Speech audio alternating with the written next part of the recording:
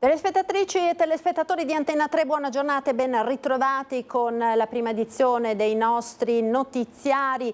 Molte le notizie delle quali parleremo quest'oggi, a partire dal vertice che è in corso in provincia a Treviso con tutti i sindaci lungo l'asta del Piave per prendere delle decisioni assieme alla prefettura in merito ai bagni pericolosi. Purtroppo la cronaca delle ultime settimane ci ha raccontato quante persone, nonostante le ordinanze di non balneabilità del fiume, continuino a frequentare il Piave, magari anche per rinfrescarsi, ignare della pericolosità. Per tutti gli aggiornamenti ci colleghiamo quindi subito con la provincia di Treviso, dove c'è per noi in diretta Lucio Zanato. A te Lucio, buongiorno. Buongiorno Marta, buongiorno ai telespettatori di Antenna 3. Si sono all'esterno della sala consigliare dove da questa mattina alle 10 c'è questa riunione con tutti i sindaci dell'asta del Piave.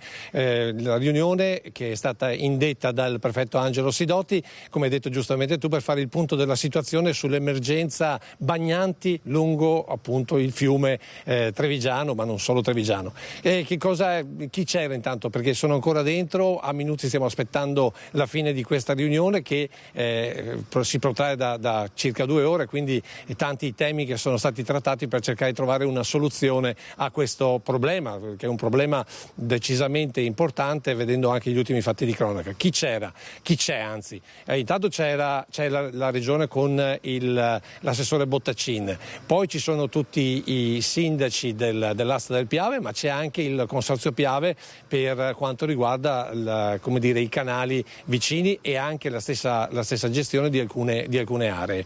Abbiamo visto ad esempio Marianella Tormena, il sindaco di Crocetta del Montello, poi abbiamo visto ad esempio anche il sindaco di Valdobbiadene e naturalmente il sindaco di Spresiano, che è stato di fatto un po' il motore di questa riunione per trovare una soluzione.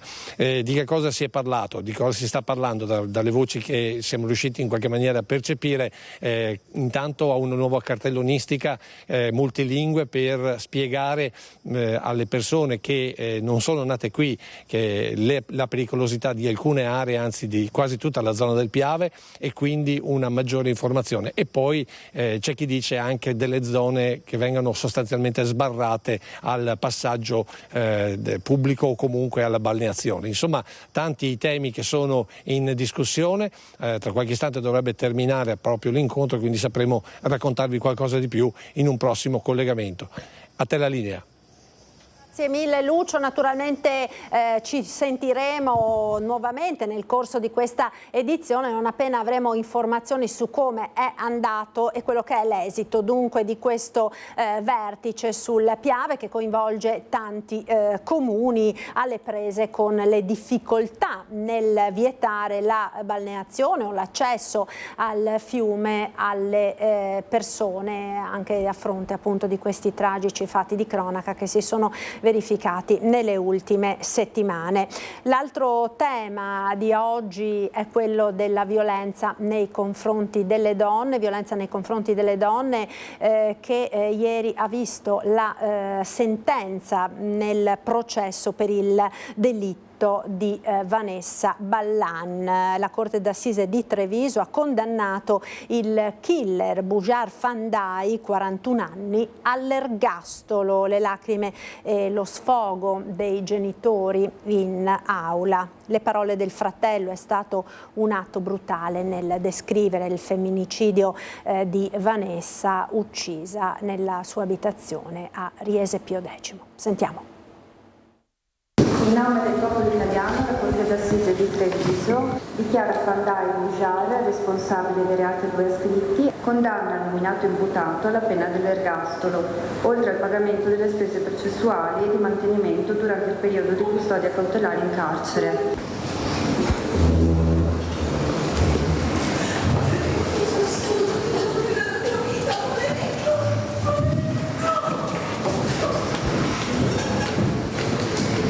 Sono le frasi di mamma Roberta, rivolta al killer della figlia, a tagliare il silenzio calato dopo la pronuncia della Corte d'Assise di Treviso. Per il 41enne kosovaro Bujar Fandaj, il massimo dunque della pena. Lo stesso pubblico ministero aveva chiesto 28 anni di carcere. Era il 19 dicembre del 2023 quando l'uomo si introdusse nell'abitazione a Riese Pio X di Vanessa Ballan, all'epoca 26enne e incinta del secondo figlio, uccidendola a coltellate. Premeditazione, revenge porn, porto abusivo d'armi, solo alcune delle aggravanti contestate e che sicuramente hanno pesato nella condanna all'ergastolo, anche se bisognerà attendere le motivazioni. Non ci aspettavamo nulla di diverso, francamente, però del pari dobbiamo dire, l'avvocata Baggio ed io, che in un caso come questo non ci sono mai vincitori.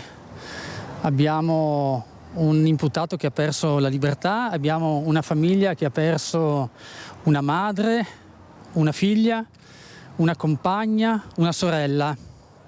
Abbiamo una giovane donna che ha perso la vita. Io credo che la pronuncia di una corte d'assise nell'ambito di un processo che certamente ha dimostrato la giustezza che i processi debbono dimostrare, ecco, credo che in questo contesto la giustizia derivante da un giusto processo e quindi da una giusta sentenza ci sia stata. L'abbraccio dei genitori di Vanessa con i legali è stato liberatorio, più volte è riecheggiata la parola giustizia, con loro anche il compagno di Vanessa e il fratello Nicola, e lui l'unico a trovare la forza di un commento.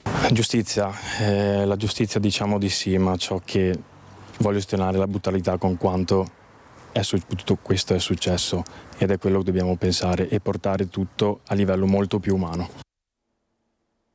Il killer di Vanessa Ballan non ha proferito parole ed è stato subito portato in carcere. Siamo sorpresi, aspettiamo le motivazioni del giudice, dicono le due legali del kosovaro. Non ci aspettavamo questo tipo di sentenze, partendo dal presupposto che lo stesso pubblico ministero non lo aveva chiesto, quindi la Corte è andata oltre le richieste del pubblico ministero. Ora ovviamente non possiamo comprendere il motivo di questa decisione e l'unica mossa possibile è quella di attendere, di poter leggere la sentenza, e a quel punto capiremo e valuteremo innanzitutto se sia il caso di proporre un appello e valutare eventualmente quali sono gli aspetti che non sono stati considerati, presi in luce. Sinta ha parlato, ha scambiato qualche battuta con Fandaj? Non ha parlato. Non ha detto nulla? No. Si è chiuso nel silenzio, sta riflettendo, ovviamente comprende la gravità e la serietà della pronuncia, tuttavia è in attesa anche lui di comprendere qual è stato poi il ragionamento che ha portato a discostarsi da quello che era il filone posto in essere dalla Procura in questi mesi. Un altro femminicidio è quello di Anika Panfile, che si è concluso in maniera diametralmente opposta. È stato assolto per non aver commesso il fatto Franco Battaglia, ospite in esclusiva a Ring. Lui dice: la libertà non ha prezzo, i killer di Anika sono più di uno. Sentiamo. Come sta? Adesso bene. La libertà non ha prezzo. Non ha prezzo. La libertà non ha prezzo, dice Franco Battaglia, scarcerato dopo l'assoluzione dall'accusa di omicidio di Anika Panfile, la 31enne trovata morta nel Piave a Spresiano. Nell'intervista esclusiva rilasciata a Ferdinando Avarino a Ring, i mesi delle indagini, l'arresto, la detenzione, 535 giorni per poi essere riconosciuto non colpevole. A 80 anni, dice, si soffre di più. Che rapporto c'era tra voi? Un rapporto di lavoro umano. Un rapporto di lavoro, faceva il suo lavoro in pescheria, il suo lavoro in pescheria da me, assieme a altre 7-8 persone, era considerata tanto sul lavoro. Percepiva il giusto, sicuramente i soldi non gli bastavano mai. Sempre l'ho aiutata. Che movente potrei aver avuto io contro una persona che lavorava da me ed eravamo contenti di lei. L'uccisione di Anika, un fatto che non sa spiegarsi. Non ho mai creduto che una persona potesse fargli del male se non all'infuori di suo marito, che aveva il terrore.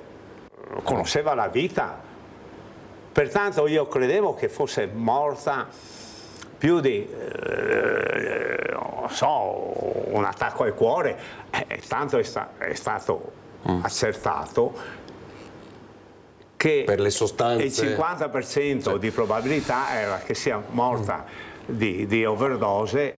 Non sapevo dell'uso di sostanze stupefacenti da parte di Anica, continua Battaggia, convinto, come il suo difensore, l'avvocato Fabio Crea, che a ucciderla e a gettare il corpo nel Piave siano state più persone.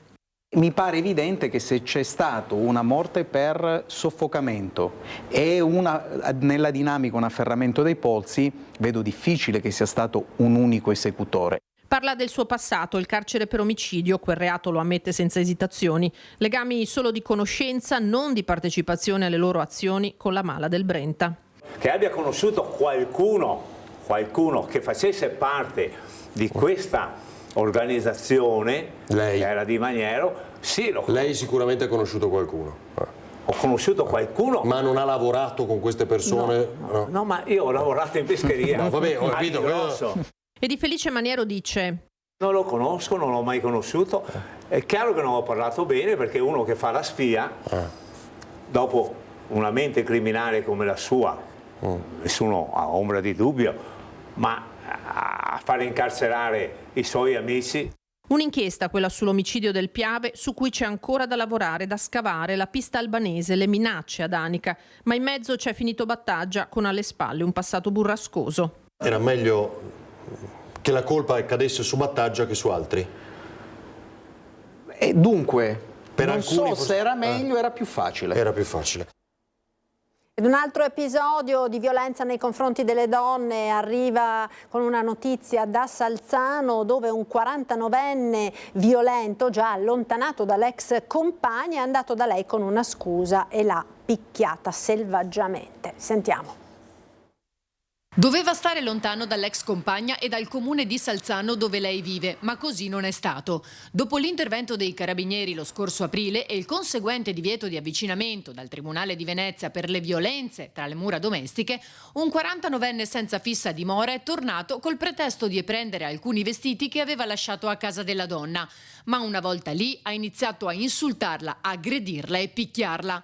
Scattato l'allert e soccorsa la vittima, i carabinieri di Noale sono partiti alla ricerca del 49enne, rintracciandolo infine a Chioggia, dove è stato preso e portato in carcere in aggravamento delle misure di allontanamento. Alla luce di quanto accaduto, il giudice ha disposto una misura cautelare in carcere per prevenire altre aggressioni nei confronti della donna. E torneremo a parlare di violenza nei confronti delle donne nel nostro approfondimento di oggi, con un allarme che viene lanciato dalle cooperative che si occupano appunto di accoglienza di queste donne nei centri antiviolenza. Il rischio è che molti di questi centri chiudano il prossimo settembre. Sentiremo il perché. Ma ora proseguiamo con la cronaca, perché ci chiede la linea da Montegrotto Terme la nostra Valentina Visentin per un atto vandalico dai contorni sicuramente inquietanti e allarmanti per le conseguenze che avrebbe potuto avere. A te Valentina, raccontaci cosa è successo, buongiorno.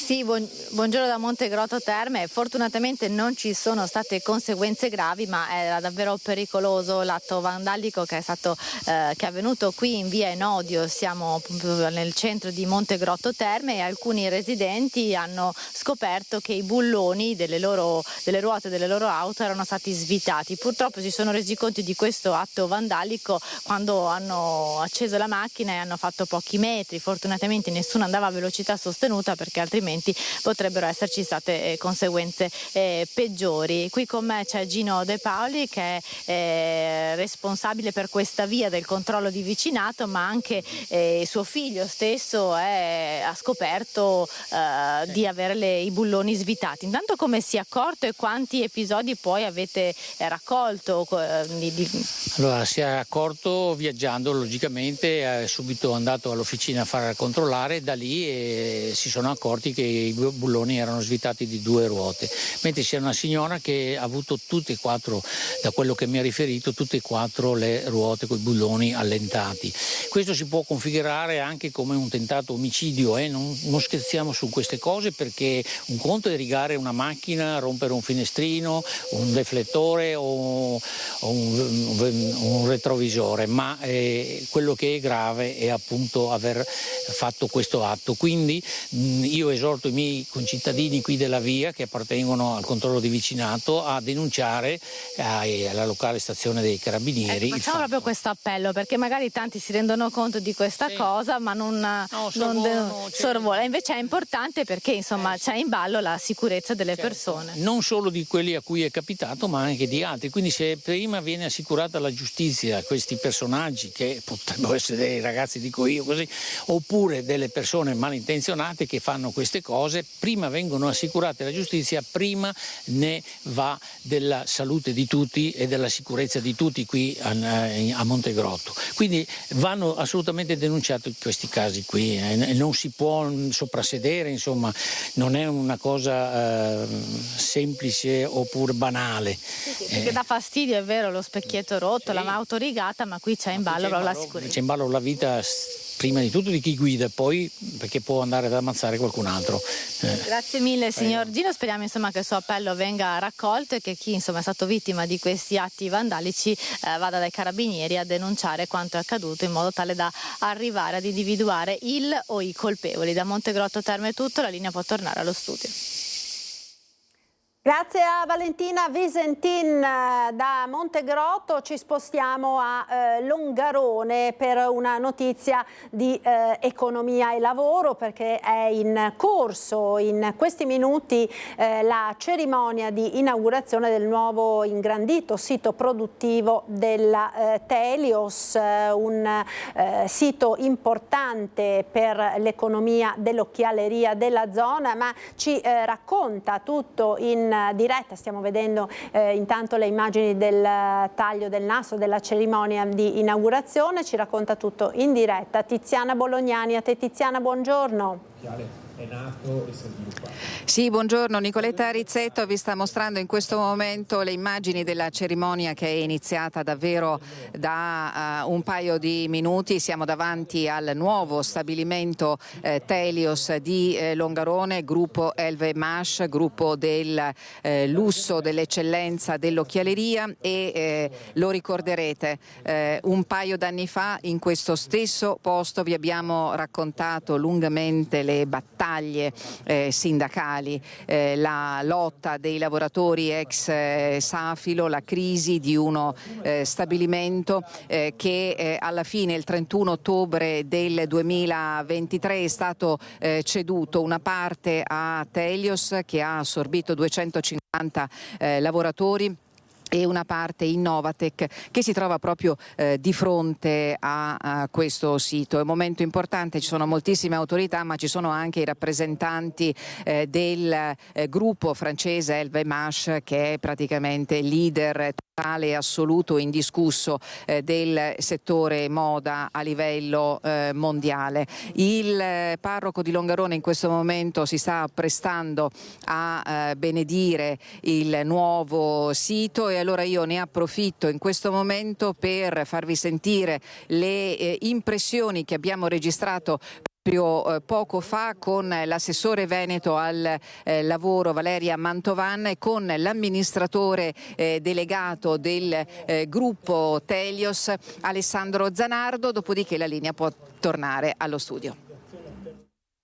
Siamo davvero soddisfatti ed emozionati per questa giornata che segna un traguardo sia per Telios, che è un'eccellenza produttiva del territorio, che oggi si rinnova, si amplia, si in qualche modo riqualifica.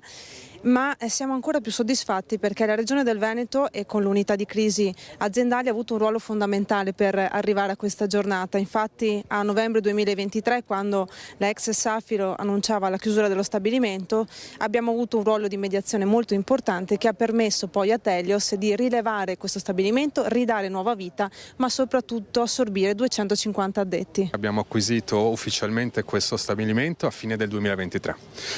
Abbiamo impiegato alcuni mesi mesi per ridare avvio alle attività industriali e con un tempistica anche molto più veloce del piano abbiamo riassorbito 250 dipendenti con il know-how che volevamo portarci in casa, perché un know-how è preziosissimo. Poi abbiamo impiegato i mesi successivi per rinnovare lo stabilimento e oggi siamo all'inaugurazione una volta conclusi i lavori di ristrutturazione architettonica. È un polo per noi importantissimo dedicato all'occhiale in metallo a ciclo completo. Devo dire che c'è questo strumento che ha posto in essere la Regione del Veneto, che è il tavolo di unità di crisi e che fa della concertazione la sua arma più potente, sta in qualche modo tamponando quelle che possono essere le situazioni di criticità, ma le sta tamponando grazie al senso di responsabilità che le tante aziende venete dimostrano quando arrivano sul nostro tavolo. Per cui questo è un ruolo dove tutti fanno la loro parte, dove tutti sono dalla stessa parte indipendentemente dal colore politico o dalle proprie idee.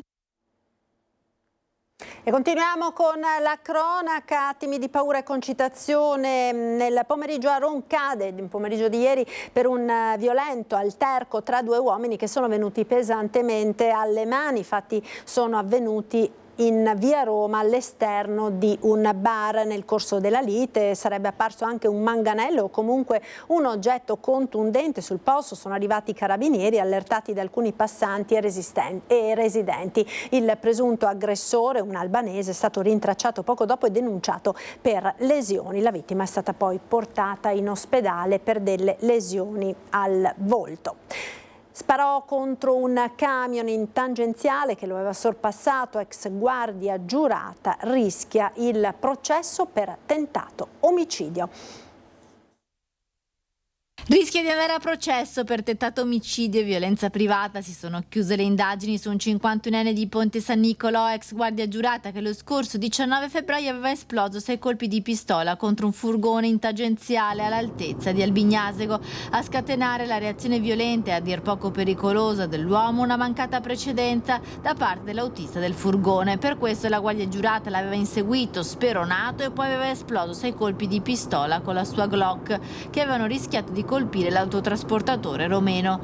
Dopo il fatto l'arma gli era stata immediatamente ritirata ed era stato per questo licenziato. Secondo il pubblico ministero che ha condotto le indagini, il 51enne, in quanto guardia giurata, era un esperto conoscitore di armi e ha sparato ad una distanza ravvicinata di 15-20 centimetri, centrando il cassone del camion con 2 colpi. L'autotrasportatore, nonostante l'inseguimento, era riuscito ad allertare i carabinieri che avevano fermato l'ex guardia giurata. Ora il giudice per l'udienza preliminare dovrà decidere se mandarlo a processo. È spuntato anche un fumogeno durante un litigio in pieno centro a Bassano del Grappa tra 2 persone. Il fatto è accaduto l'altra notte ma continua a far discutere e a destare preoccupazione in città. Ce ne parla Mirko Cavallin con l'assessore alla sicurezza Alessandro Campagnolo. Buongiorno da Bassano del Grappa, sono con l'assessore alla sicurezza Alessandro Campagnolo per commentare quanto accaduto l'altra notte, poco prima di mezzanotte, quindi non proprio in orario tardo. C'è stato un litigio tra 2 persone nella zona di Via Verci, quindi praticamente in pieno centro a Bassano. Per ricostruire quanto accaduto vediamo il servizio di Ferdinando Garavello. Prima il tira e molla con il bidone del vetro, poi la lotta a colpi di bottiglia e ombrello e alla fine spunta pure un fumogeno. Accade anche questo nella notte bassanese, animata da un violento alterco fra 2 uomini che ha tirato giù dal letto parecchi residenti del centro storico. Il parapiglia è andato in scena in via Verci nella notte fra lunedì e martedì, in un orario in cui in teoria ci dovrebbe essere ancora parecchia gente in giro nel salotto buono cittadino. L'orario, segnato nel video che sta facendo il giro del web, colloca la vicenda poco prima di mezzanotte, quando 2 individui iniziano a menarsi. Uno dei 2 ha una bottiglia in mano, l'altro semplicemente un ombrello. Quest'ultimo intima al suo avversario di andarsene a casa. Prendi vai a casa. Prendi vai a casa. Che? Fermi.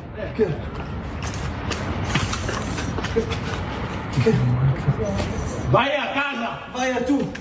Alla fine i due sembrano abbandonare l'arena, ma il rumore di una bottiglia rotta alza di nuovo la tensione e quando quello che sembra più giovane monta sul monopattino per seguire l'avversario, i ruoli si ribaltano.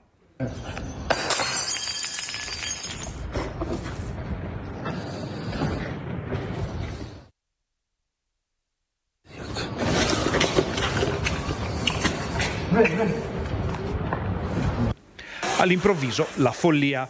Non si sa neanche come e da dove, ma spunta un fumogeno rosso con il quale il giovane va a picchiare per ben 2 volte contro l'ombrello dell'altro protagonista di questa incredibile scena, prima di darsi alla fuga. Nessuno sa come sia andata a finire, ma quello che emerge dal video è che di notte il centro di Bassano è terra di nessuno. Terra di risse, terra di scontri, di urla, di fumogeni usati come manganelli. E chi vive in questa terra di nessuno non è affatto contento di tutto ciò. Assessore, allora abbiamo visto quanto accaduto, lei che informazioni ha fresche di mano? Ho informazioni su quanto stanno facendo molto bene i carabinieri, che stanno facendo il punto degli episodi, un paio di episodi per la verità, questo e un altro accaduti quella sera, sempre in zona centrale, e su cui hanno ottimi elementi per chiudere il cerchio sulle identità. E quindi dopodiché si punterà tanto attraverso il commissariato di sollecitare dei provvedimenti di allontanamento dal centro, dal comune di Bassano. Comunque quello che intendo dire è che le forze dell'ordine stanno facendo un ottimo lavoro, anche col supporto delle nostre telecamere, che sono ancora più puntuali di quanto è stato visionato dal cittadino.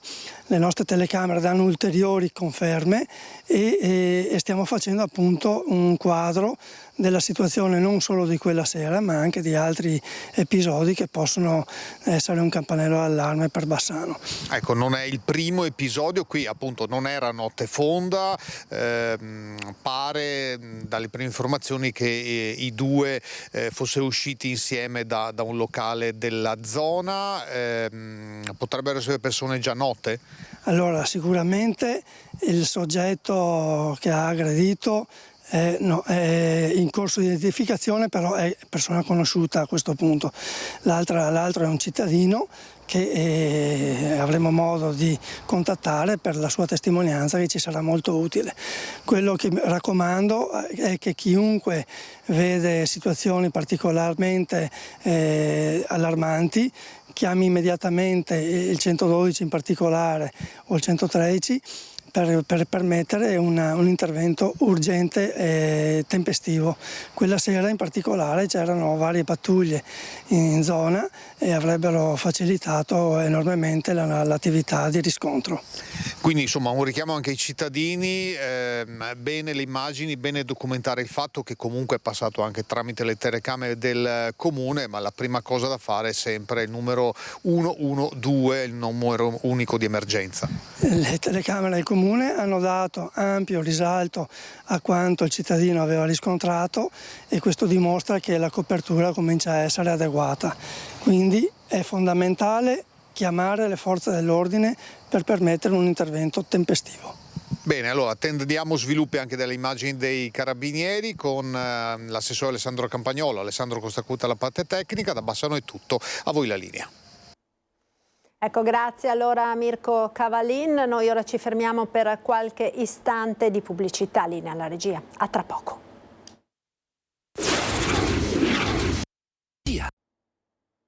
Eccoci nuovamente in diretta con la prima edizione dei nostri telegiornali. Siamo alla politica con l'ufficialità del candidato alle prossime regionali per la coalizione di centrosinistra, con un campo largo, appoggiata la candidatura dell'ex sindaco di Treviso Giovanni Manildo. Giovanni Manildo, del quale proprio poco fa sono arrivate le prime dichiarazioni. Mi candido alla presidenza della Regione Veneto perché credo nella possibilità reale di un cambiamento, ha detto Manildo, 55 anni, sposato, 3 figli, avvocato esperto di comunità energetiche e appunto ex sindaco di Treviso. Parla per la prima volta dopo aver accettato la candidatura a presidente della regione del Veneto, offertagli dalla più ampia coalizione di centro-sinistra mai costruita in Veneto. Un'alleanza larga, plurale, che nasce da un lungo lavoro di confronto, dice Manildo, e che ringrazio in tutte le sue componenti: Partito Democratico, Alleanza Verdi-Sinistra, Movimento 5 Stelle,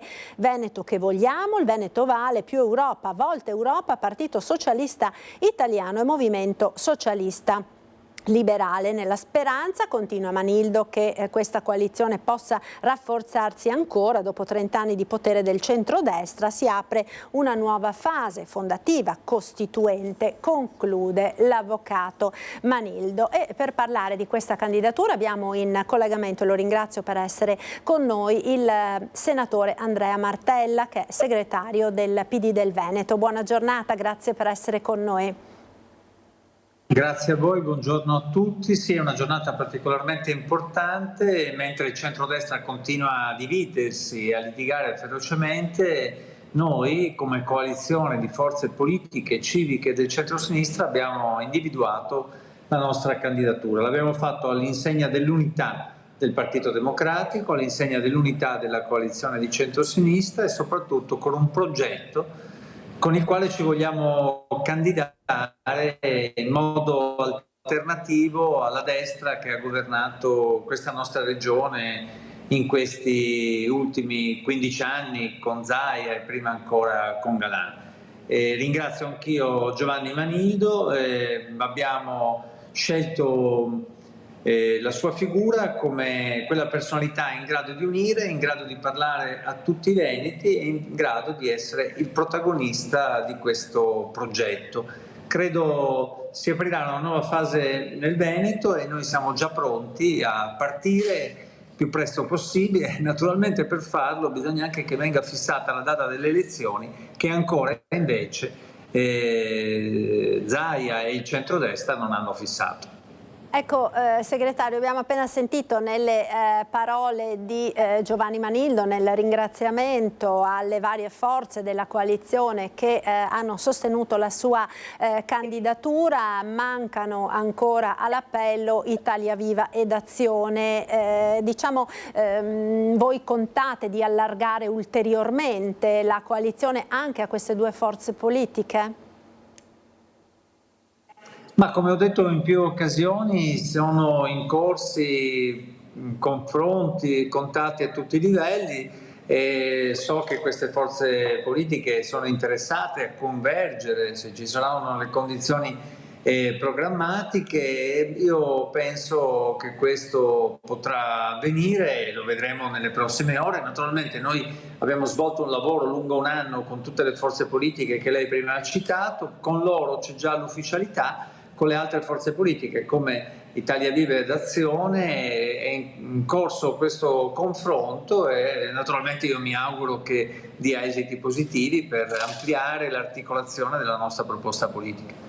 Ecco, segretario, uno degli aspetti che sicuramente hanno convinto anche le altre forze, alcune delle altre forze che magari avevano qualche perplessità ad appoggiare la candidatura di Giovanni Manildo è il suo aspetto, per così dire, moderato all'interno comunque del centrosinistra, l'appoggio alle tematiche e l'esperienza nelle tematiche di tipo ecologista, ambientale, i rapporti con l'associazionismo.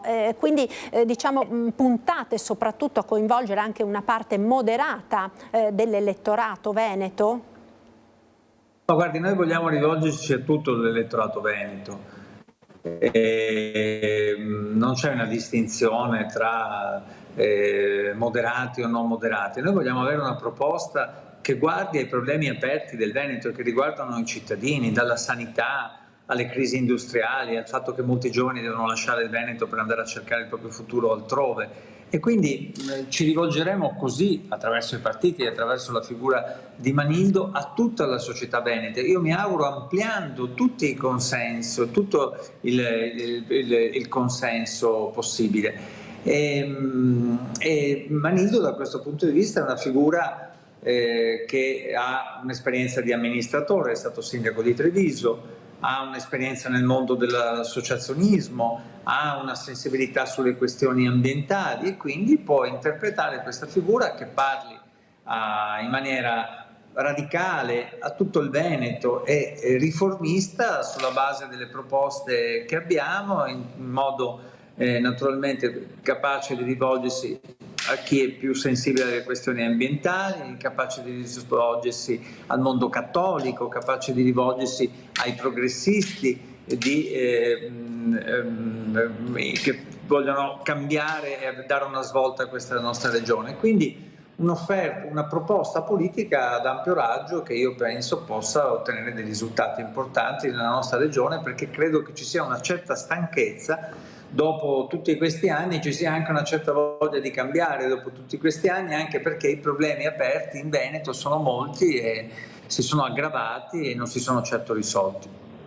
Grazie allora al senatore Andrea Martella, segretario del PD del Veneto, buona giornata e buon lavoro. Noi continuiamo intanto con la politica, perché se questa è la situazione del centrosinistra, che ha appunto individuato nella candidatura di Giovanni Manildo la figura che rappresenterà la coalizione di centrosinistra con la candidatura a presidente, nel centrodestra si continua invece a litigare, continua la tensione in particolare tra Lega e Forza Italia, dopo l'attacco del coordinatore regionale degli Azzurri Flavio Tosi alla regione sui dati della Corte dei Conti. Durissime le parole del leghista assessore Roberto Marcato.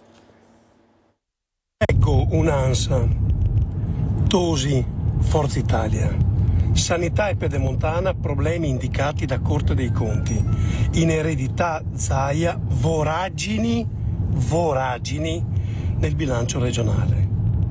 Cioè io pensavo che l'opposizione la facesse il Partito Democratico, invece oggi scopriamo in maniera incontrovertibile che l'opposizione alla giunta Zaia la fa Forza Italia.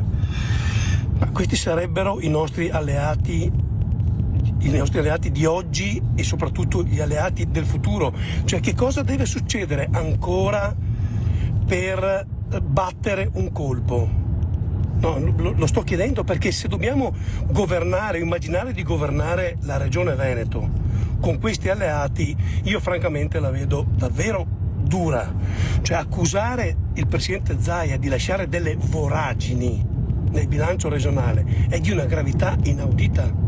Spero che ci sia un chiarimento quanto prima, altrimenti, come vado dicendo ormai da mesi e forse da troppi mesi, è bene andare da soli, perché tanto mettetevelo in testa, vinciamo comunque. Chiaro? Queste dunque le parole dell'assessore regionale della Lega Roberto Marcato. Continuiamo ora con la cronaca, perché il legale rappresentante di una società con sede a Treviso è finito al centro di un'inchiesta della Guardia di Finanza insieme ad altri 98 imprenditori di tutta Italia. Otteneva appalti pubblici grazie ad un consorzio già colpito dall'interdittiva antimafia.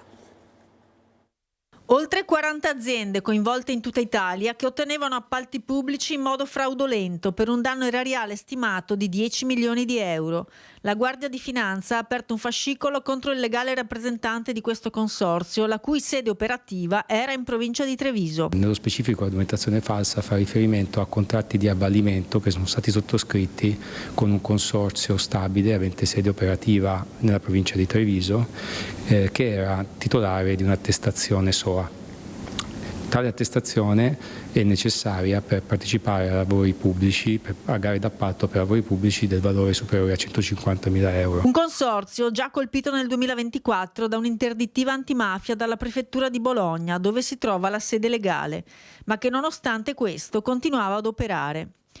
I finanzieri del nucleo di polizia economico-finanziaria di Treviso, coordinati dalla locale Procura della Repubblica, hanno fatto emergere come negli anni 2019-2020 il consorzio di fatto sparisse nel momento in cui gli appalti venivano giudicati, incassando però il 3% del valore degli stessi. Il rappresentante legale del consorzio, unitamente ai rappresentanti legali delle 40 società, aggiudicatrici degli appalti sono stati segnalati alle procure della Repubblica competenti territorialmente per il reato di turbata libertà degli incanti. Nessuna stazione appaltante a Treviso, ma una invece a Vicenza. Sono stati comunque gli accertamenti bancari e le perquisizioni locali domiciliari a consentire la maxi scoperta. Il denaro, dopo aver transitato su conti di altre società riconducibili al rappresentante legale e del suo nucleo familiare, veniva ritrasferito a beneficio ed interesse di società di diritto rumeno collegate allo stesso. Per tale motivo il rappresentante legale del Consorzio Trevigiano è stato segnalato anche per il reato di autoriciclaggio. Il provento illecito acquisito dal Consorzio Stabile, che era pari circa al 3% del valore dell'intero appalto, è stato reimpiegato dal rappresentante legale in società estere allo stesso riconducibili. Pertanto il soggetto è stato segnalato all'autorità giudiziaria locale per il reato di autoriciclaggio. Nel complesso sono stati 98 i soggetti segnalati anche alla Corte dei Conti. Ed ora torniamo in provincia a Treviso, abbiamo aperto questo TG con la notizia del vertice che si è svolto questa mattina sul Piave, sulla pericolosità dopo i recenti fatti di cronaca. Ebbene, il vertice si è concluso proprio in questo momento, torniamo quindi a collegarci con Lucio Zanato per capire che cosa è stato deciso. A te Lucio, buongiorno di nuovo. Buongiorno di nuovo dalla provincia, sono con il sindaco di Spresiano, il sindaco di Giavera. Marco Della Pietra è rimasto con noi perché è terminato da qualche istante il vertice, il prefetto ha rilasciato un'intervista, la vedremo questa sera nel corso del telegiornale. Abbiamo invece in diretta i sindaci perché poi Marco Della Pietra in fondo è il promotore di questo incontro. Alla fine cosa è emerso? È emerso che una problematica comune c'è, l'idea anche di comportarsi in maniera omogenea, rispetto a quelle che sono le normative in ordine all'accesso e alla balneabilità del Piave. Che non c'è, perché il prefetto ci ha detto che tutto il Piave non è balneabile. Ma andiamo sul pratico. Cartelli.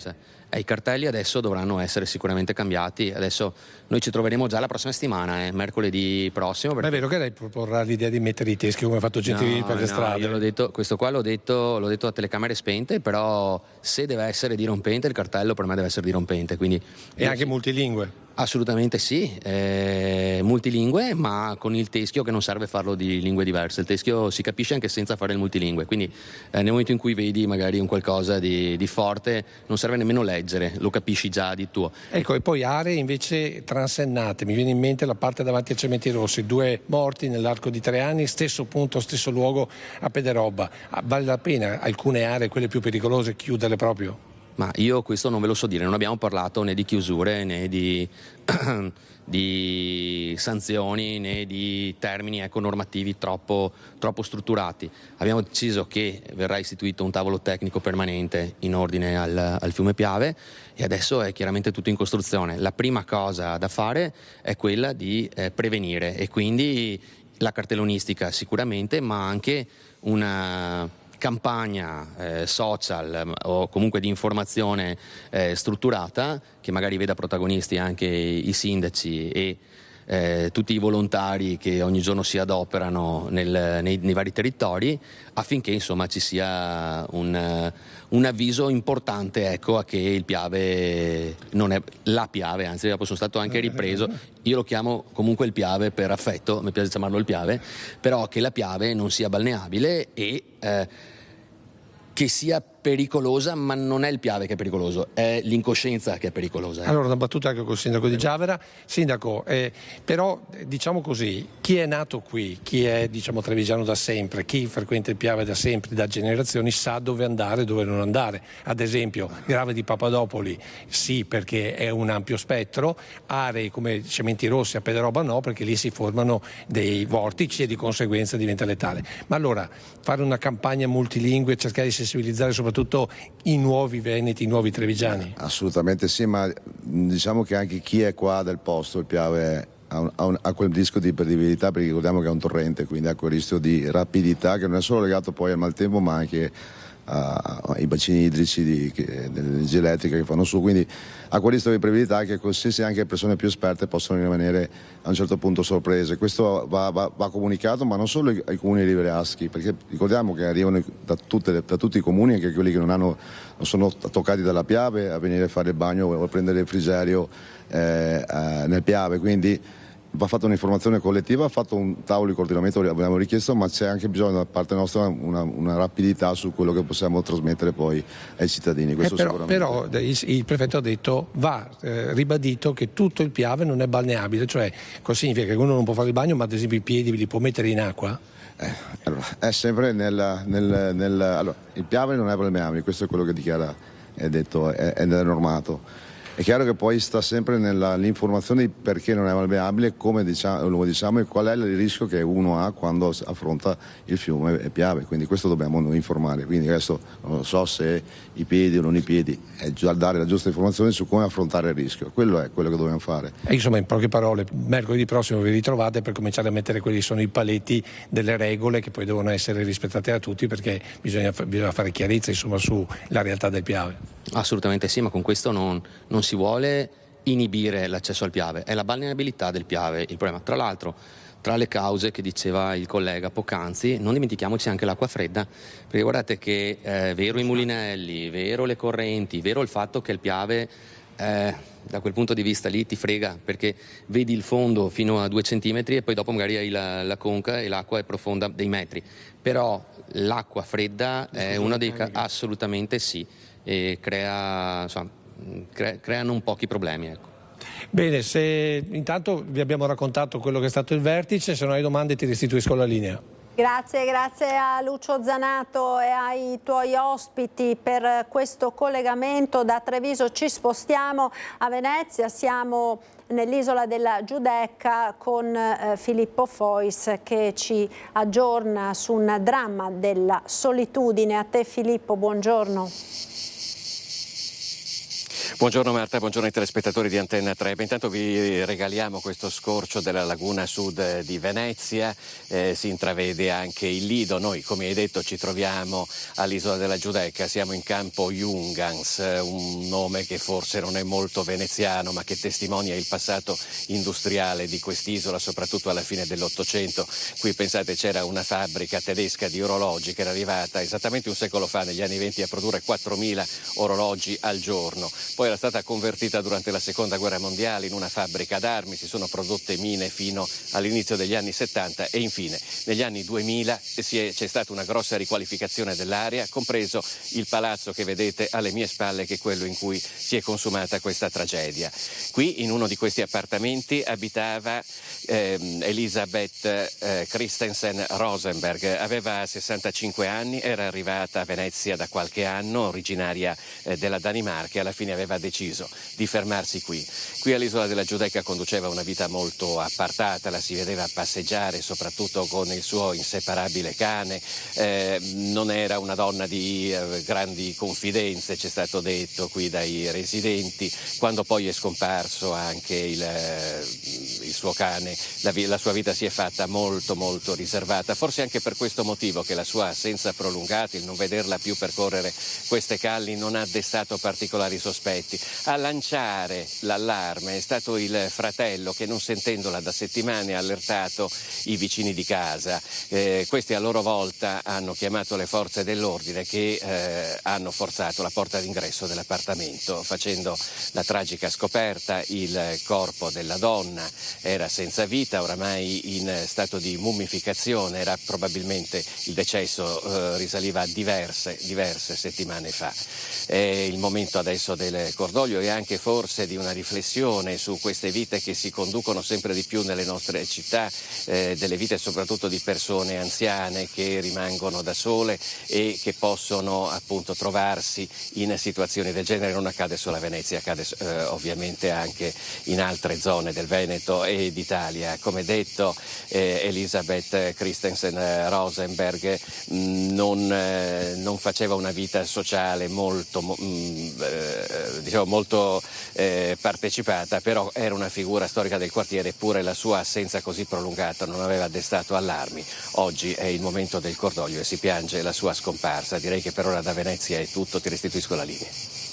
Grazie a Filippo Fois con Sandro Ponchio per questo collegamento. C'è un'altra notizia di cronaca che ci arriva dal veneziano. Il cadavere di una donna è stato trovato nell'Adige, è stato recuperato, la salma è stata recuperata ieri sera dai sommozzatori dei vigili del fuoco. Era in avanzato stato di decomposizione, non si conosce ancora l'identità della donna, ma alcuni elementi potrebbero far supporre che si tratti di Clara Rossignoli, la 79enne sparita l'8 aprile scorso dalla sua abitazione di Porto di Legnago. Naturalmente sono in corso tutti gli accertamenti del caso. C'è anche un'altra notizia tragica che ci arriva dal Trevigiano, quella della morte a soli 19 anni dopo una lunga battaglia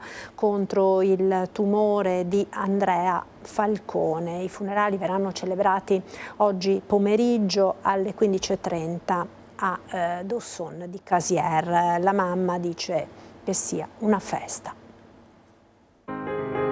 Il messaggio che mi ha chiesto Andrea poi di riferire è che bisogna toccare il fondo per poter alzare gli occhi al cielo, e solo quando ti svuoti di te stesso, delle tue certezze, della tua umanità, riesci a far lavorare qualcos'altro dentro di te, ad essere talmente malleabile da dire quello che qualcuno ha da dire al posto tuo. Andrea Giuseppe Falcone, detto Toro, Andre Falco, qualcuno con le ali che l'ha chiamato a svolgere qualcosa di più grande altrove. Questa la grande consapevolezza di mamma Grazia e di papà Vincenzo: sarcoma lombare extraosseo nella zona della schiena, il tumore che l'ha colpito nel 2020, 5 anni di cure e di battaglie. E quello che Andrea voleva dire è che quando soffri riesci a metterti in discussione, ma la sofferenza non deve essere vista come qualcosa che imbruttisce la tua vita, ma come qualcosa che dà valore, dà un valore aggiunto, qualcosa che mette in evidenza le priorità, e fidarti, andare avanti anche quando senti di non farcela e quando pensi che sia inutile. Mi ha detto: mamma, ma con tutto l'amore che hai dentro e che mi hai dato, credo che sia un po' sbagliato tenerselo tutto dentro. Hai bisogno di darlo a chi ne ha bisogno. Appassionato della vita, la curiosità a guidarlo in ogni sua scelta. Dopo il liceo scientifico aveva deciso di fare lo stage nel reparto di ecoematologia dell'ospedale di Padova per essere vicino a chi soffriva come lui. Appassionato di auto e moto, non ha mai abbandonato i motori, nemmeno dopo i tanti interventi e i giorni passati in ospedale. I funerali si terranno nella chiesa parrocchiale di Dosson alle 15:30. Sarà una festa, lo sappiamo che mancherà, e allora ci facciamo i nostri bei pianti anche tutti i giorni, però nella sua festa noi dobbiamo dimostrargli che siamo felici per lui, e quindi parole di festa, di gioia, di ringraziamento.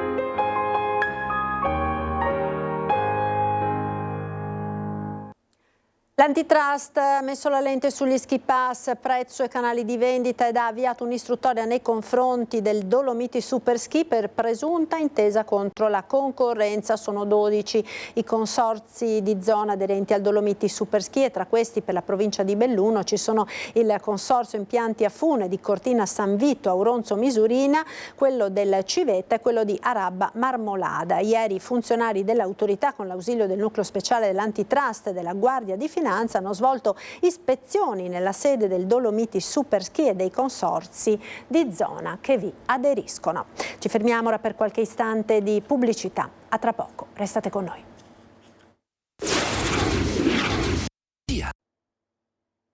Eccoci nuovamente in diretta con la prima edizione dei nostri telegiornali. Siamo allo spazio di approfondimento che quest'oggi è dedicato al tema della violenza contro le donne. Ne abbiamo parlato all'inizio di questo telegiornale con i servizi dedicati alla sentenza che è stata pronunciata proprio ieri dalla Corte d'Assise di Treviso per il femminicidio di Vanessa Ballan, uccisa a Riese Pio X. È un tema questo di grandissima attualità, purtroppo un tema che pone anche delle riflessioni importanti sui rischi che stanno correndo i centri antiviolenza. Ci spiegherà ora Raffaella Daros, coordinatrice regionale della Commissione Donne e Cooperazione del Veneto, quelli che sono appunto i punti di riferimento per le donne vittime di violenza che rischiano di venire chiusi. Perché? Perché ce lo spiegherà ora, perché è cambiata la normativa. Dottoressa Daros, che cosa sta succedendo e perché è una notizia che allarma non poco, viste purtroppo le circostanze che stiamo vivendo e che siamo costretti anche a raccontare quotidianamente? Il tutto nasce da un provvedimento del tavolo intesa Stato-Regioni del 2022 dove il tavolo, intendendo proporre dei criteri oggettivi per riconoscimento degli enti che operano in questi ambiti, ha posto alcuni criteri molto stringenti.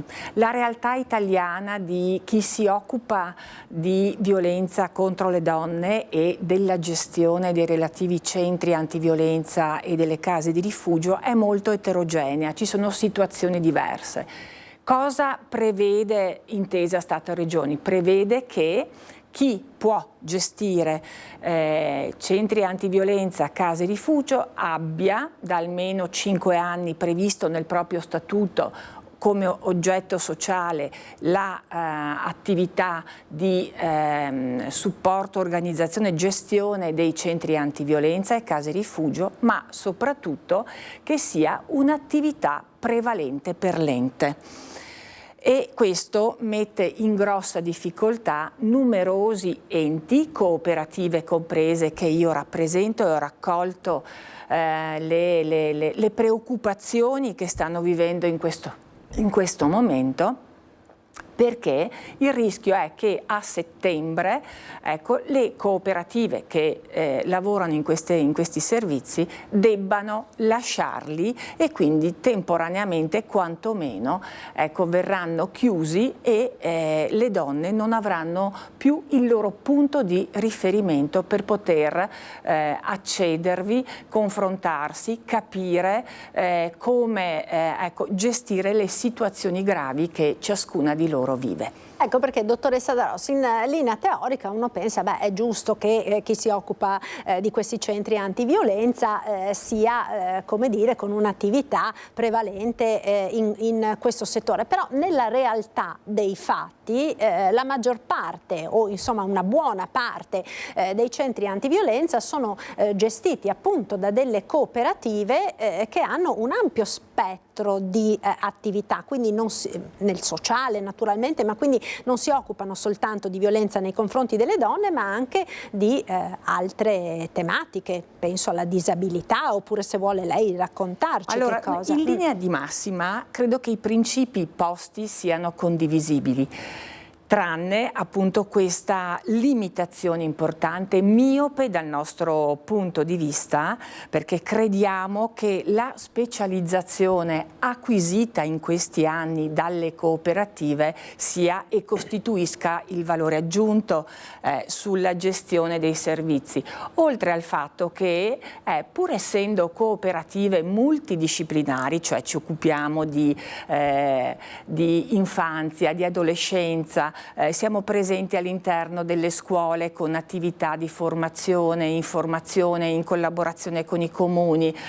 ci occupiamo di disabilità, di salute mentale, di anziani. Noi crediamo che questa nostra multidisciplinarità sia e costituisca il valore aggiunto. Al nostro interno abbiamo una gamma di professionisti pronti ad intervenire nelle situazioni più specifiche e quindi essere di supporto alle donne che vivono gravi situazioni di violenza personale. Anche perché peraltro si parla tanto di prevenzione della violenza contro le donne, e molto spesso quindi anche l'attività con i ragazzi, con i giovani è fondamentale, per cui sono tanti settori che si compenetrano uno con l'altro, perché non c'è solo come dire, l'aiuto importantissimo alle donne con le case rifugio eccetera, ma c'è anche poi tutto quello che viene prima per cercare di evitare che si arrivi a questo. Oltre a lavorare dal punto di vista culturale, io credo ci sia la necessità di fare un salto culturale proprio legato al rispetto delle persone, al rispetto delle donne in particolare.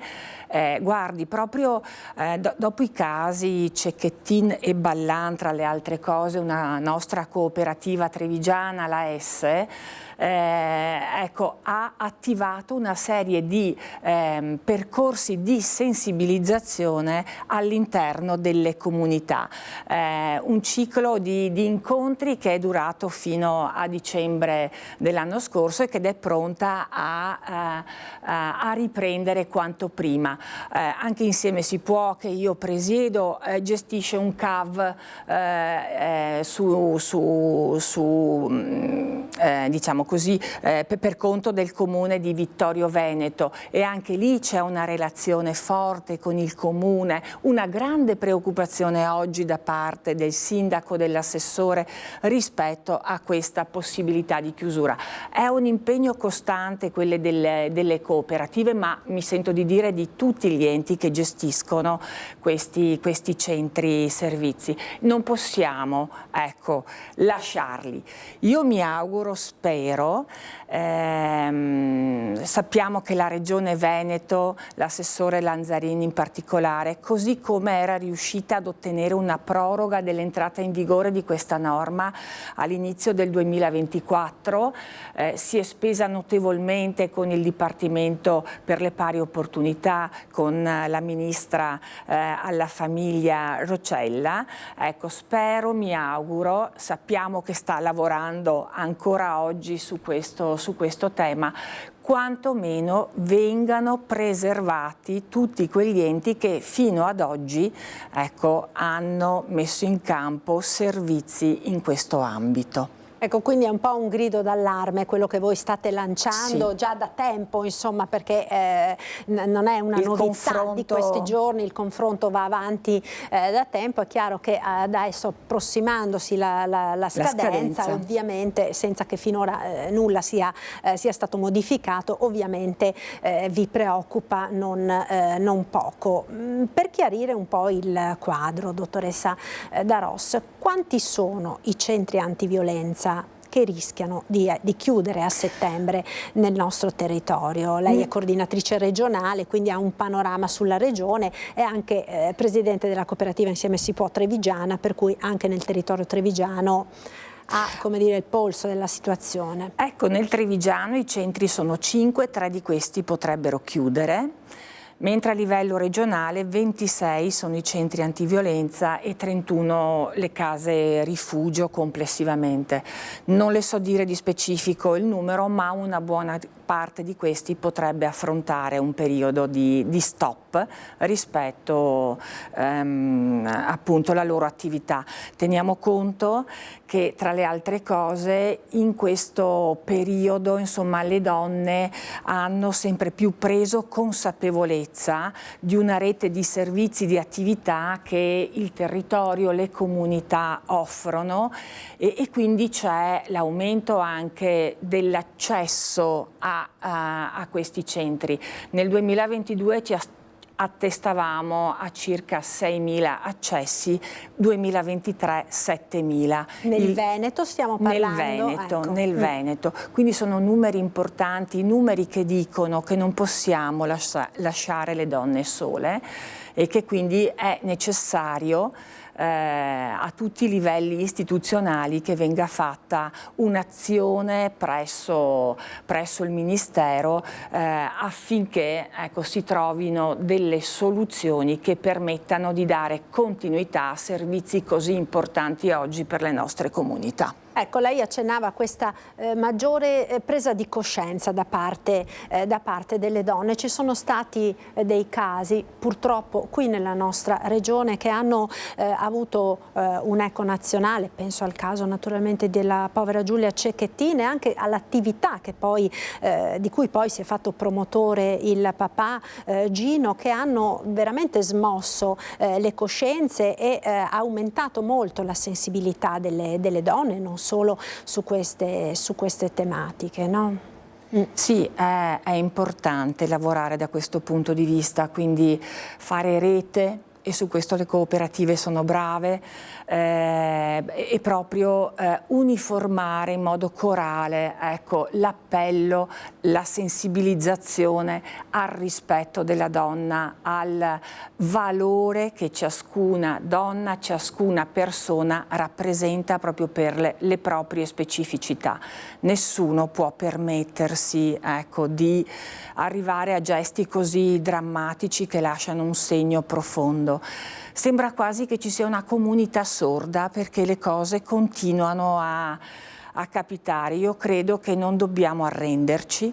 Su questo, ecco, bisogna veramente fare fronte comune. La Regione sostiene questa politica, questa azione concreta che i centri antiviolenza stanno facendo nei territori e credo che poi la presenza all'interno delle scuole sia fondamentale e importante oggi.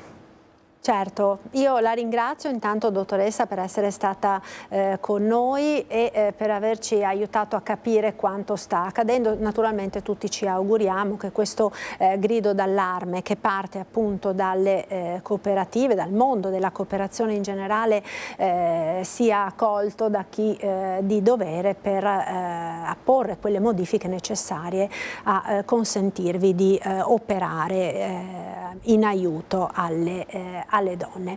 Grazie allora alla dottoressa Raffaella Daros, coordinatrice regionale della Commissione Donne e Cooperazione del Veneto. Noi continuiamo il telegiornale tornando a parlare degli effetti del maltempo dei giorni scorsi. Delle buone notizie arrivano dal Bellunese perché è stata riaperta ieri alle 13 la 51 di Alemagna. È finito l'incubo sulla 51 di Alemagna. Alle 13 sono stati rimossi i divieti di transito a Dogana Vecchia tra San Vito di Cadore e Cortina d'Ampezzo. Dopo quasi 10 giorni si circola normalmente in orario diurno fra le 7 e le 20, con chiusura nella fascia notturna. Vigilanza a vista e chiusura nel caso di precipitazioni intense o di movimento di detriti. La provincia ha installato i pluviometri collegati a semafori e il rosso scatterà per pericolo imminente. Un sistema che replica in tutto e per tutto l'esperienza sulla 51, ma a Vittorio Veneto. Nelle prossime ore gli orari delle corriere, in questi giorni deviate in Val d'Ansiei, verranno adeguate agli orari di apertura della strada, ma già fanno discutere i lavoratori delle attività ricettive che iniziano i propri turni prima delle 7 del mattino e certamente concludono la giornata dopo le 20. Confcommercio ha incontrato il prefetto di Belluno per segnalare difficoltà e istanze delle imprese connesse alla gestione della frana. Il confronto ha considerato possibili soluzioni di viabilità alternativa anche nel medio termine, come abbiamo anticipato nel nostro telegiornale, per evitare il ricorso a chiusure a singhiozzo dell'Alemagna. Sul fronte dell'emergenza, la provincia, con un'ultima variazione di bilancio, ha destinato altri 700.000 euro agli interventi urgenti, portando il totale degli stanziamenti a 2 milioni di euro. Ma non bastano. Il mio è un grido d'aiuto, ma soprattutto è quella che è la constatazione della realtà, ma i fronti sono tanti e le risorse che servono anche tante, quindi noi abbiamo bisogno veramente di un aiuto da parte della Regione, del Governo, di chi può darci una mano per cercare di far fronte e mettere in sicurezza dei territori che sono fragili, lo sappiamo tutti, ma dobbiamo soprattutto proteggere case e persone. Un appello accorato perché è in gioco la sicurezza di un'arteria fondamentale per l'intera montagna veneta, soprattutto in vista della stagione estiva e dei grandi eventi Olimpiadi in testa. Un'attenzione diffusa non solo al Cadore ma anche all'Agordino e all'Alpago, dove vengono costantemente monitorate situazioni di fragilità idrogeologica che potrebbero peggiorare con ulteriori eventi meteo intensi. Ladro Rasta ruba un cellulare in via Piave a Mestre, poi si precipita dal barbiere per cambiare look e non essere riconosciuto, ma ad incastrarlo sono le immagini delle telecamere di videosorveglianza del negozio. È stato arrestato.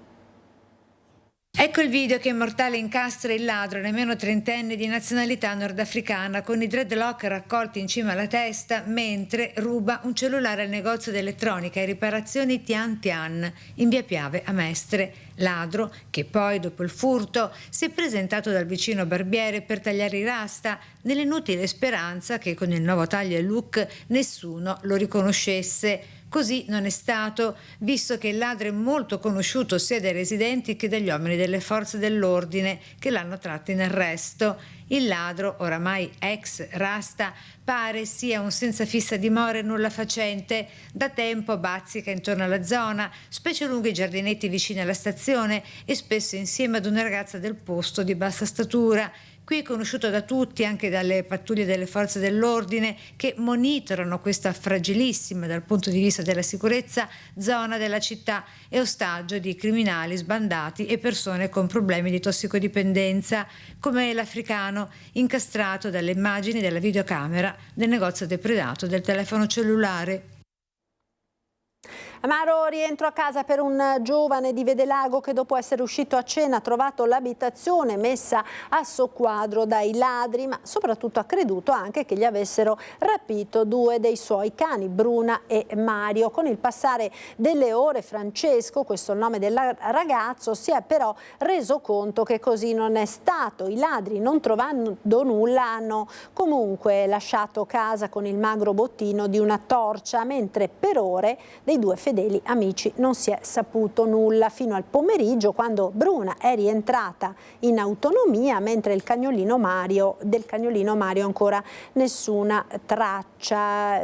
Sono stati utilizzati ieri sera anche i droni termici per la ricerca. Chiunque abbia visto Mario può chiamare il 340 5260 874. Ha provato a farsi rilasciare una PostePay con documenti falsi, ma è stato denunciato. Protagonista un 18enne. Ha cercato di attivare alcune carte PostePay utilizzando documenti falsi, ma la prontezza del dipendente dell'ufficio postale di San Giorgio delle Pertiche ha sventato la truffa. I carabinieri, allertati dal direttore dell'ufficio postale, hanno denunciato un 18enne padovano che aveva chiesto di attivare delle carte prepagate.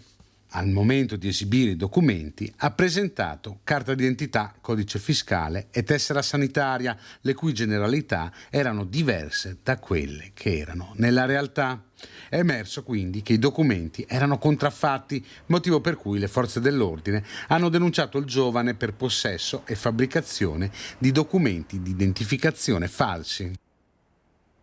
A Vicenza ora degrado e criminalità. I cittadini di via Napoli sono andati in comune a depositare le firme raccolte per la zona rossa.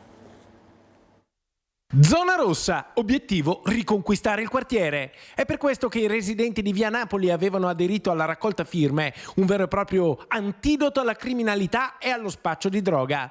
Oggi quelle firme sono state portate in comune a Palazzo Trissino per essere protocollate, ma intanto il prefetto di Vicenza ha già attivato la zona rossa. Oggi abbiamo consegnato 921 firme che sono il risultato di questa straordinaria attività di partecipazione attiva dei residenti della zona.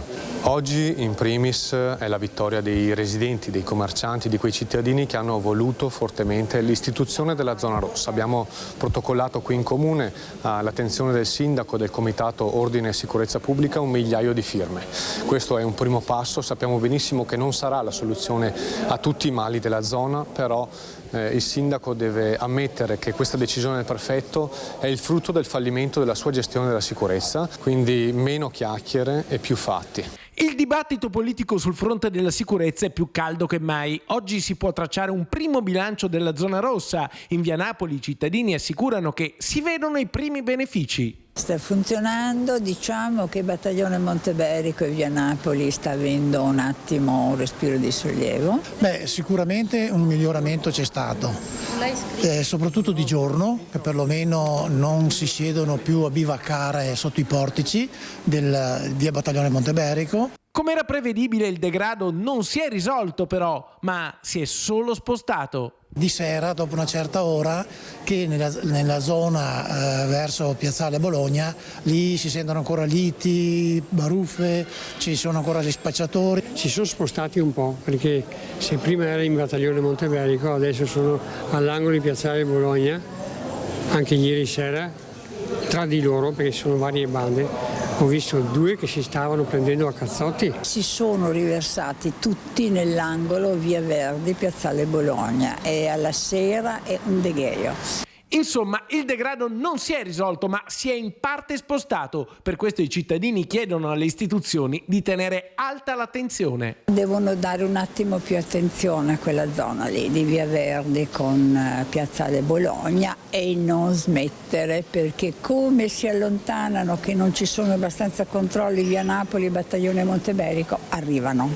E noi abbiamo fotografie, documenti, facciamo in continuazione foto. La zona rossa scadrà il 30 settembre. Sarà allora che si traccerà il vero bilancio definitivo, se ha funzionato oppure no. Noi saremo lì a monitorare chiaramente, i conti li faremo a settembre e capiremo se è il caso o meno di tornare sulle strade e tornare a chiedere uno spostamento di provvedimento di zona rossa.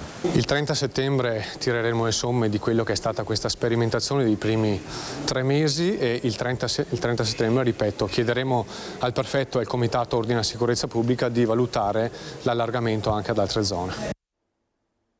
Parliamo ora di auto. I dati sulle immatricolazioni parlano di un segno meno nel mese di giugno. I padovani, intervistati dai colleghi della nostra redazione, sono concordi nel sostenere che i prezzi delle auto sono troppo alti, gli stipendi troppo bassi. Sentiamo. Dati preoccupanti per le immatricolazioni auto nel mese di giugno 2025. Il dato nazionale parla di un meno 17,44% rispetto allo stesso periodo del 2024. I dati raccontano di un meno 20,38%. In un quadro così desolante, la provincia di Padova perde ancora di più perché segna un ribasso del 23,68%, che in termini numerici e non solo percentuali significa per la città del Santo un arretramento a 1.711 vetture immatricolate a fronte delle 2.242 di un anno fa, mentre è tutto sommato in linea con il 24 il dato cumulativo del primo semestre. 10.857 immatricolazioni nel 2025 contro le 11.056 del 2024. Una crisi che i padovani che abbiamo intervistato spiegano in un solo modo. Non ci sono soldi, siamo tutti presi a far tornare i conti per il necessario. Beh, non si compra più auto perché sono care, perché la gente se può ne prende una usata e guarda poco alla novità. I prezzi salgono, gli stipendi rimangono più o meno simili e quindi di conseguenza se la macchina inizia a costarti un modello base 30.000 euro non è da tutti. Non c'è una fetta di stipendio da elargire a queste cose, cioè non si riesce più a fare le vacanze, comprare auto, eccetera. Gli stipendi sono gli stessi e la vita costa di più. Una delle soluzioni può essere quella di reinserire gli incentivi per la rottamazione delle auto più vecchie. Gli incentivi sarebbero utili. Sì, io detasserei le aziende, d'accordo, ma aumenterei gli stipendi come ha fatto l'Europa di circa il 40%. Solo in Italia non è stato fatto. Non credo che sia la strada giusta. I soldi andrebbero spesi in altro modo, secondo me, non per le auto, ma per la sanità. Una curiosità, a giugno sono state immatricolate nella sola provincia di Padova 5 Ferrari, 3 Lamborghini e una Bentley. Arriva l'ok dal TAR alla Torre di Mestre, ma i comitati del villaggio San Marco non ci stanno e promettono manca ancora la VAS. Stiamo pronti a ricorrere al Consiglio di Stato. Bocciato dal TAR del Veneto il ricorso di residenti, associazioni e commercianti contro la torre alta 60 metri di Viale San Marco a Mestre, spianando così la strada all'avvio del progetto, anche se di fatto si dovrà attendere il parere della Commissione regionale di valutazione ambientale strategica, la cosiddetta VAS. Un bruttissimo risultato, un brutto risultato per il quartiere, una sconfitta, e adesso vedremo il da farsi assieme all'avvocato e assieme ovviamente a tutti i ricorrenti. Per la VAS si dovrà attendere all'incirca un anno e da questa commissione che i ricorrenti continuano ad affidarsi nella speranza si possa avere ancora l'ultima parola. E infatti in sovrintendenza hanno espresso un parere pesantissimo in sede di commissione VAS, quindi la commissione VAS ha dovuto semplicemente prendere atto di quanto scritto dalla sovrintendenza e chiedere appunto di assoggettare l'intero piano urbanistico attuativo della torre a una nuova VAS. Significa che i proponenti, cioè il comune e le società incaricate del progetto, dovranno valutare e scrivere nero su bianco anche i possibili scenari alternativi. Ad esempio, possibile costruzioni più basse che magari siano in linea col quartiere. Resta comunque alta la preoccupazione tra i residenti con pannelli fotovoltaici delle casette che si trovano nell'area in cui sorgerebbe il grattacielo, visto che da studi effettuati farebbe ombra alle stesse per circa 2 mesi, nel tempo di un'ora e mezza al massimo al giorno, a partire dal 21 dicembre, così dal Comitato contro la Torre. Noi abbiamo fatto uno studio assieme a un architetto, l'architetto Vecchiato, che è stato depositato anche in giudizio al TAR, e ci sarebbe una diminuzione di produzione di questi pannelli del 25% su base annua, quindi un notevole danno. Adesso faremo una riunione tra ricorrenti, i commercianti, i residenti e il nostro avvocato per vedere quali strumenti ancora utilizzare.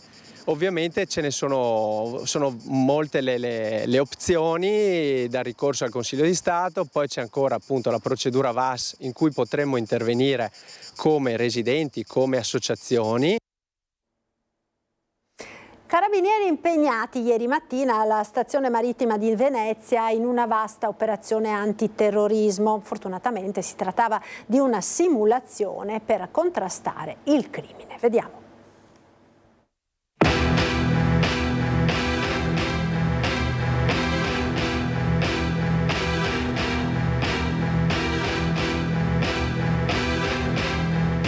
I cecchini dei carabinieri appostati e pronti all'azione con i rinforzi dei corpi armati speciali giunti da terra, via acqua e anche dai cieli sopra la città.